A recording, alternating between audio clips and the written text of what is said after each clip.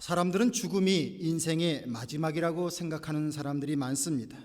그래서 죽음은 절망을 의미하고 실패를 의미하고 포기라고 생각합니다.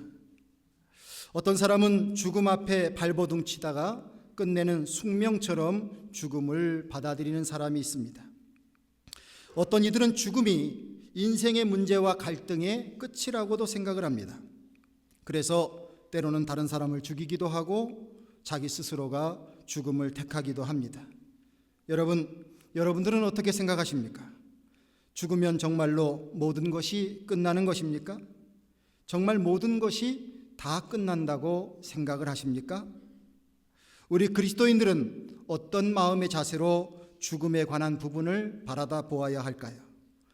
성경은 참으로 신비한 이야기로 가득 차 있습니다. 성경을 보니까 죽은 사람이 살아났다 하는 말씀이 여러 군데 있습니다. 눈이 크게 띄어지는 장면들입니다. 마가복음 5장에 보니 회당장 야이로의 딸이 죽었습니다. 사람들이 애곡하고 헌화했습니다. 다 죽었다고 인정했다는 말입니다. 그런데 예수님은 그곳에 가셔서 달리다굼, 소녀야 일어나라 말씀하십니다. 그렇게 하니 그 소녀가 일어나 걷게 되고 음식도 먹게 되었다라고 말씀하고 있습니다. 참으로 신비한 일입니다. 요한복음 11장을 보면 나사로가 죽은 지 이미 사흘이 되었다고 했습니다. 그런데 예수님께서 그곳에 가셔서 나사로야 나오너라 말씀하셨더니 죽었던 나사로가 배로 동인 채로 걸어 나왔다라고 말씀하고 있습니다. 참으로 신기한 일입니다. 예수님의 제자였던 사람들의 하는 그 모습도 보게 됩니다. 사도행전으로 접어들게 되면 욥바에 다비다라는 여제자가 있었는데 많은 그에게 도움을 받은 사람들이 눈물로 그의 죽음을 안타까워했습니다. 이 소식을 들은 베드로가 그곳에 가서 무릎을 꿇고 기도하고 시체에게 외쳐댑니다. 다비다야 일어나라. 예수님께서 하셨던 것처럼 그렇게 했습니다. 그런데 그곳에도 이 다비다가 살아나는 역사가 있었습니다. 사도행전 20장을 보면 드로아에서 바울이 복음을 전할 때에 유도로고라고 하는 아이가 창가에 걸터 앉았다가 졸다가 떨어져 죽었습니다. 죽었다고 되어 있습니다. 그런데 바울은 그 아이에게 가서 사람들에게 얘기합니다. 떠들지 말라. 저에게 생명이 있다. 그렇게 하고 그를 일으켜 냅니다. 너무나 놀라운 사건들이죠.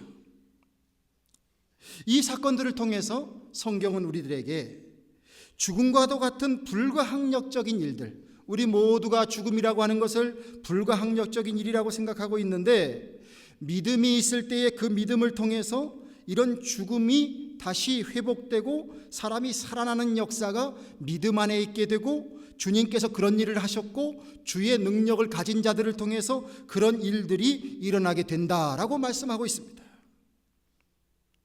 우리 그리스도인들에게 우리가 가진 믿음은 바랄 수 없는 중에 바라는 믿음의 가능성이 있다라는 것을 말씀해 주고 있습니다. 이 말씀을 믿을 수 있는 여러분들이 복된 성도가 될 줄로 믿습니다. 성경에는 단지 죽은 자가 다시 산 것뿐만이 아니라 더 엄청난 말씀을 하고 있습니다.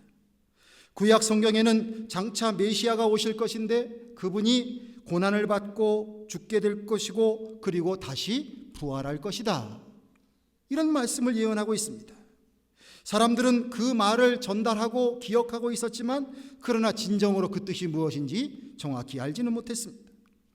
신약 성경을 보게 되면 나사렛에서 자라신 예수님은 본인이 메시아이시고 그 예수님이 결국 십자가에 죽으셨고 구약 성경에서 예언한 대로 다시 부활했다고 그렇게 증거하고 있습니다. 그리고 이 귀한 사건에 많은 사람들이 이 일의 증인들로 있다라고 말씀하고 있습니다. 예수님의 부활 사건은 앞서서 말씀드렸던 죽었던 자가 다시 살아나는 사건과는 본질적으로 다릅니다. 여러분들, 그들은 다시 살아났지만 예를 들어서 이제 나사로 아직도 살아있나요? 어떻게 생각하세요? 나사로가 그때 다시 살아났는데 지금도 살아있을까요? 지금 살아있다면 뭐 2000한 100살 뭐 이렇게 됐겠죠. 자, 그 사람들은 다 죽었습니다. 그런데 성경을 통해서 우리에게 보여주시는 예수님은, 그리스도 되신 예수님은 다시 사셨습니다. 그리고 그분은 다시 죽지 아니하시는 분으로 하나님 우편에 가셨습니다. 우리를 다시 데리러 오시기 위하여 천국을 예비하시러 가신다 하고 다시 오시겠다고 약속하신 주님이십니다. 예수님이 부활하셨는데 그분은 한마디로 신비체요 성체로 부활한 것입니다. 여러분들, 여기까지 말씀을 우리가 읽고 듣다 보면 많은 사람들은 자빠지게 됩니다. 아니, 죽었던 사람이 다시 살아나는 것도 그것도 이해하기가 어려운데 다시 사셔가지고 영원히 죽지 않아? 이게 과연 가능한 것인가? 사람들의 마음속에 자기의 이성을 자극하면서 모두에게 이제 불안에 떨게 되는 것입니다. 내가 과연 이 믿음을 간직해도 될까? 여기에 빠지게 되는 것이지요. 그러나 여러분들, 예수님의 부활 사건은 예수님이 그렇게 부활했으며 성경 속에서 보여주시는 그 예수님이 참 그리스도이심을 증거해 주시는 말씀의 핵심인 것을 우리가 알게 됩니다. 구약 성경에서 예언되었던 메시아가 예수님이 이 땅에 오시기 전에도 많은 거짓 메시아가 있었지만 비로소 예수님 그분이 십자가에 달려 돌아가신 후에 다시 부활하심으로 말미암아서, 그래서 그 예수님이야말로 진정한 그리스도시다라고 하는 것을 사람들이 인정하게 되었다고 하는 것입니다. 그러기에 예수님의 부활을 믿을 수만 있다면 우리가 예수님을 그리스도시요 하나님의 아들이라는 고백을 하기에 의심이 없이 그런 믿음 생활을 할 수 있게 될 것입니다.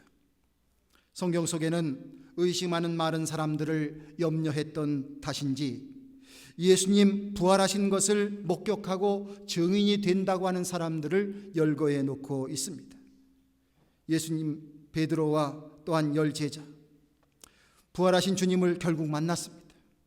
예수님 십자가에 달려 돌아가실 때에는 다 꽁무니를 빼고 도망쳤던 사람들입니다.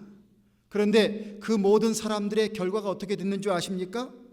예수님이 그리스도시다, 그분은 부활하신 주다라는 것을 선포하다가 순교했습니다.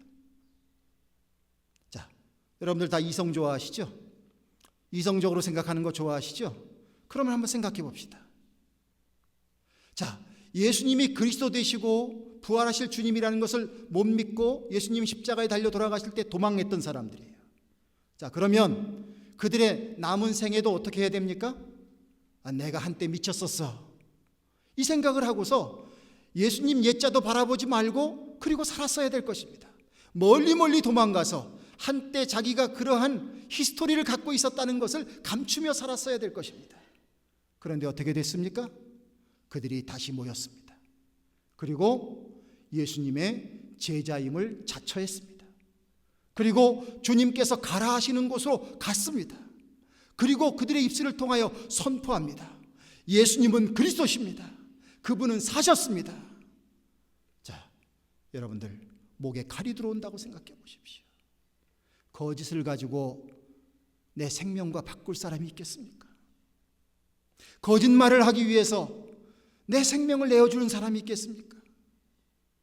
예수님의 제자들 한 사람 한 사람이 이 복음을 전하다가 다 순교를 했습니다. 그러면 예수님의 십자가 사건과 그들이 죽은 그 순교적인 사건, 그 사이에 뭔가가 있었다는 말 아닙니까? 자, 이게 이성적으로 맞는 얘기 아니겠어요? 성경은 말하고 있습니다. 예수님의 제자들이 부활하신 주님을 만났다고 말하고 있습니다. 이 말씀을 믿는다면 그 말씀을 믿는 여러분들이 복된 심령인 줄로 믿습니다. 그뿐 아니죠. 예수님의 제자 중에서 가장 의심을 했던 도마의 사건에 대한 이야기, 또 부활절 새벽에 예수님 무덤에 갔던 여인들을 예수님이 만나주신 사건들, 또 심지어는 예수님을 만나보지 못했던 바울이라고 하는 사람이 유대의 열심당원이었는데 그는 심지어 예수님 믿는 사람 박해하러 다메섹으로 가다가 그 다메섹 도상에서 부활하신 주님의 빛과 음성을 직접 듣게 되었습니다. 그리고 내가 주님을 만났다. 전혀 거리낌이 없이 부활하신 주님을 내가 만났다. 나는 이방인을 위한 사도다.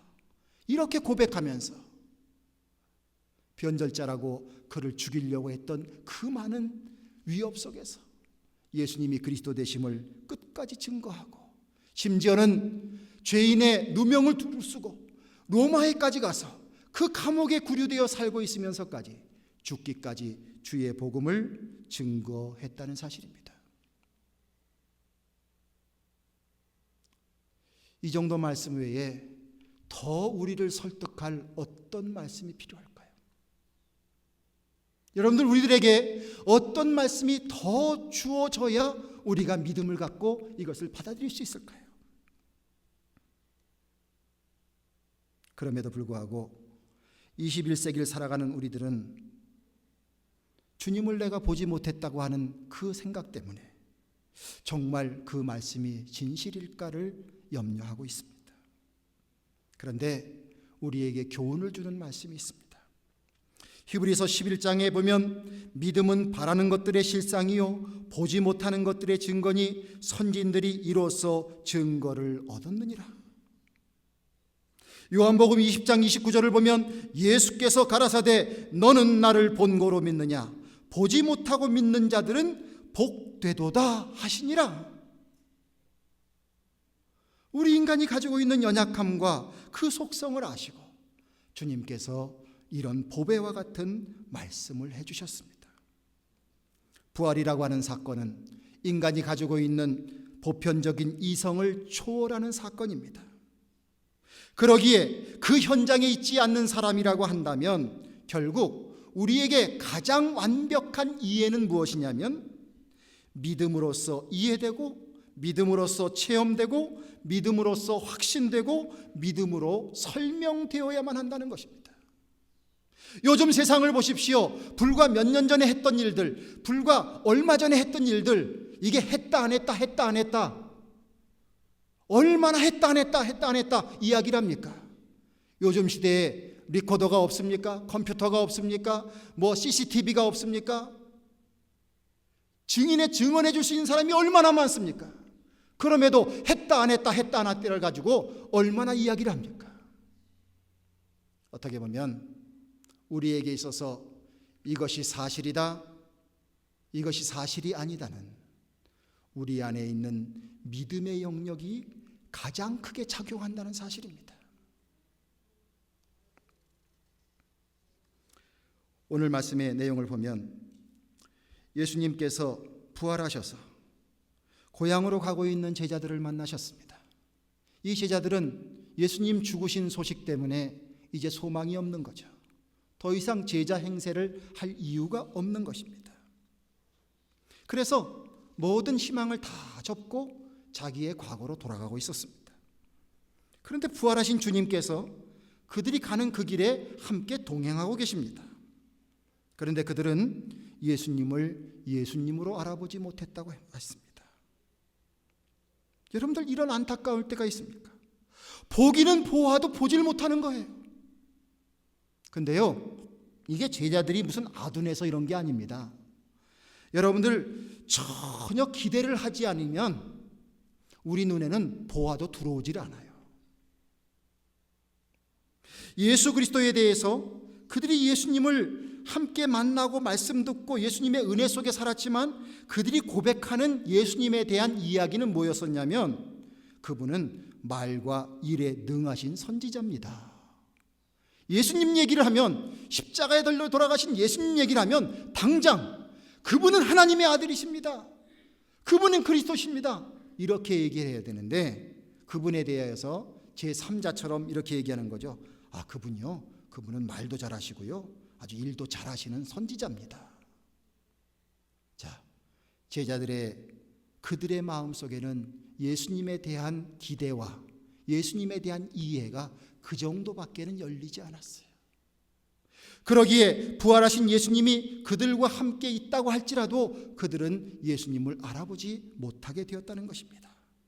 심한 영적인 침체 속에 빠져 들어가 있는 상태를 말하는 것입니다.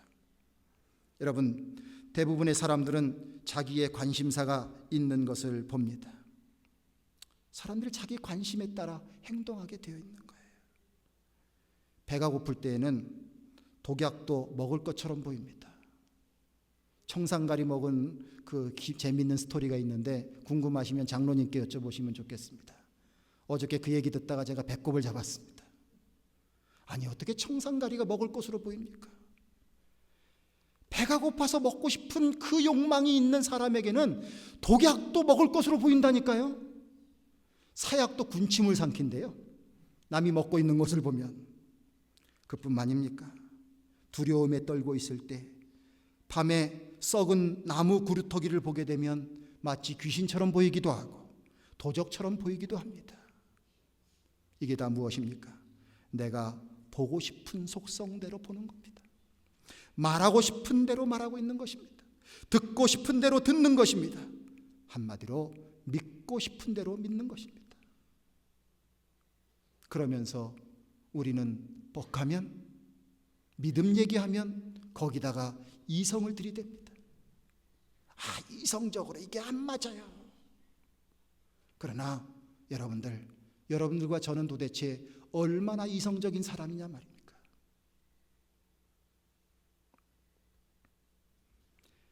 정말로 우리가 보아야 할 것을 보고, 들어야 할 것을 듣고, 말해야 할 것을 말하고, 믿어야 할 것을 믿을 때 비로소 그때의 진리에 도달하게 되고 그 진리가 우리를 자유하게 하게 되는 줄로 믿습니다.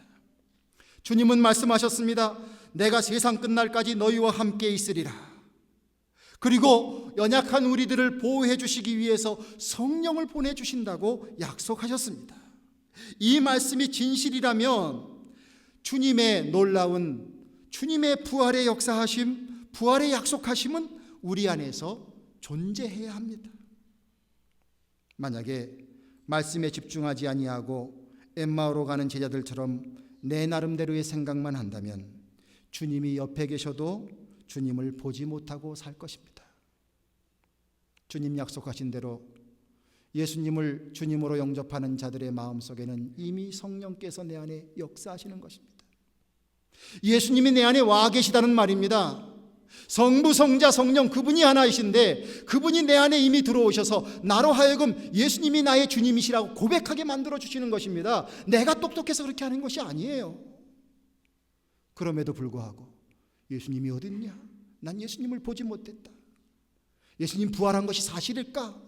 여러 가지 의심 속에 빠지고 또 빠지게 됩니다. 예수님이 이런 말씀을 하십니다. 미련하고 선지자들의 말한 것을 더디 믿는 자들이여, 그리스도가 이런 고난을 받고 자기 영광에 들어가야 할 것이 아니냐. 예수님이 이 땅에 오셔서 고난 받으시고 그 고난의 의미가 무엇인지를 그 엠마오로 가는 길에 있었던 제자들에게 하나님의 말씀을 근거로 해서 하나하나 설명해 줄 때에 그들이 비로소 그들의 그 답답한 마음, 그들의 그 침울했던 마음 속에 그랬구나. 왜 내가 예수님과 함께 있었을 때는 그것을 몰랐지? 예수님이라면 당연히 부활하셔야지. 예수 그리스도라면 당연히 부활이 맞는 거야. 부활에 대한 관심과 신앙이 싹트기 시작했습니다. 그러면서 예수님 하시는 말씀 하나하나가 귀에 들어오기 시작했다고 하는 것입니다. 여러분, 혹시 우리에게도 아직도 의심이 있다면, 정말 들어야 할 주님의 말씀에 귀를 막고 있다면, 우리가 주님께서 우리에게 해주시는 말씀을 우리가 귀를 닫고 듣지 않기 때문 아니겠습니까? 더욱더 우리가 부활의 신앙을 진정으로 갖고자 한다면 주님께서 주신 말씀에 매달려야 합니다. 성경을 통한 주님의 말씀을 열심히 듣고 마음의 깨달음을 얻는 성도로서 변화되어 나가야 합니다. 주님께서는 성령으로 우리를 도우셔서 하나님을 알게 하시고 예수님을 알게 하시고 우리의 마음에 말씀을 깨닫게 해주신다고 했습니다. 주님의 말씀 속에 주님이 가르쳐 주시고 보여주시는 그 진리가 무엇인지를 믿음 가운데 열린 마음으로 가난한 심령이 되어서 사모하는 자들에게 하나님은 말씀으로 역사하게 해 주실 줄로 믿습니다. 그래서 주님의 말씀이 믿어지는 은총을 베풀어 주실 수 있으라는 말씀입니다. 성령께서 반드시 우리의 마음에 그런 확신을 주신다는 것입니다. 제자들이 너무나 기쁘기 시작했습니다. 자신에게 예수 그리스도의 그 부활의 신비를 가르쳐주는 그분과 함께 하고 싶어 했습니다. 예수님이 떡을 가지고 축사하시고 떼어주실 때 그들의 눈이 밝아졌다고 했습니다. 자, 비로소 아하! 우리와 함께 했던 그분이 예수님이셨구나. 그분이 부활하신 주님이셨구나. 그들은 비로소 깨닫기 시작했습니다. 여러분들, 우리에게 이렇게 함께 떡을 나누고 떼어주며 말씀으로 함께 나눌 수 있는 그 삶을 살 수 있다고 하는 것은 얼마나 큰 행복인지 모릅니다. 교회 안에서 우리는 더불어 함께 하나님의 나라를 추구해 나가고 있습니다. 어떤 분은 나보다 조금 더 믿음이 좋은 분도 있고, 어떤 분은 나보다 이제 후발주자인 분 같은 분도 있습니다. 어떤 것은 내가 좀 더 낫고 어떤 것은 저분이 더 나은 것처럼 보일 때도 있습니다. 그런데 여러분들, 이게 참 신비롭습니다. 서로 함께 모여서 하나님의 은총을 간구하며 서로 함께 믿음으로 주님의 신비의 세계를 간구해 나갈 때, 나 혼자서 믿음 생활하는 것이 아니라 함께 더불어 믿음 생활해 나갈 때 거기에서 많은 은혜가 베풀어지게 되고, 거기에서 몰랐던 것이 깨닫게 되고, 거기에서 주님의 은총이 느껴지게 되고, 마치 가려져 있던 눈이 열려져서 부활하신 예수님을 바라보는 것처럼 우리의 인생에 주님께서 주시는 귀한 부활의 신비와 그 아름답게 감춰졌던 많은 신앙의 신비들이 하나하나 벗겨지면서 우리가 하나님이 우리에게 허락하신 귀한 성도님들과 귀한 공동체를 통해서 우리들의 믿음이 나도 모르게 확신이 생기고 성장되어도 나가지고, 그리고 그 가운데 주님이 살아계시다는 것을 증거할 수 있는 믿음의 역사가 계속되는 줄로 믿습니다. 그러기에 기독교의 역사는 혼자의 역사가 아닙니다. 언제나 신앙의 사람들과 신앙의 공동체와 더불어 나가게 되는 것입니다. 성도 여러분, 예수님의 부활은 하나님의 약속이셨습니다. 그리고 예수님께서 이 땅에 오셔서 성취한 것입니다. 우리가 이것을 믿음으로 받아들이게 된다면 주께서는 우리에게 그 믿음을 통하여, 우리에게 그 믿음을 통하여 부활이 진정한 실체가 됨을 경험케 해주실 것입니다. 그리고 그 부활하신 주님의 그 역사하심이 저 사도 바울에게만 임한 것이 아니라 바로 우리에게도 임하게 되어서 예수님이 진정으로 부활하신 주님이시라고 하는 것을 고백할 수 있는 우리들이 될 수 있도록 이끌어 주실 줄로 믿습니다. 주님은 부활하셔서 많은 사람들에게 나타나시고 그들에게 당부하셨습니다. 그들에게 보여주셨습니다. 못 믿지 말고 차라리 나를 만져보고 그리고 믿어라. 믿음 없는 자에겐 그렇게까지 말씀하셨습니다. 그러면서 주님의 자녀로 살 것을 권면해 주셨습니다. 그리고 이 귀한 복음, 구원의 복음을 땅끝까지 전하라고 말씀해 주셨습니다. 오늘 이 시대에 정말로 암울하게 사는 사람들 얼마나 많습니까? 세상의 권력을 가진 사람도 어떤 때 궁지에 몰리게 되면 죽음이 끝이라고 생각을 하고 내가 죽어서 모든 걸 묻어버려야지, 그 생각하며 사는 사람들도 있습니다. 어떤 사람들 너무나 인생이 실패한다고 좌절해서 내가 이제 서 있을 곳이 더 없다고, 그래서 벼랑 끝으로 가는 사람들도 있습니다. 이러한 모든 사람들에게 죽음이 끝이 아니라 우리 그리스도인들에게 주어지는 죽음은 오히려 그것이 영생의 소망이 되고, 또한 주님을 만나는 자리가 되고, 그리고 새로운 기쁨과 새로운 소망이 될 수 있다는 것을 가르쳐 주시는 이 복음을 주님은 여러분들의 이웃에게 전하기를 원하고 계십니다. 아무쪼록 예수님 살아계신 것을 믿음으로 영접할 수 있는 은혜가 여러분들에게 있기를 간절히 축원합니다. 그리고 자신 있게 주의 부활하심을 증거해서 우리가 믿는 예수님이 과연 그리스도 되신다고 하는 것을 담대히 증거할 수 있는 주님의 살아있는 증인들 되시기를 주님의 이름으로 축원을 드립니다. 기도하겠습니다.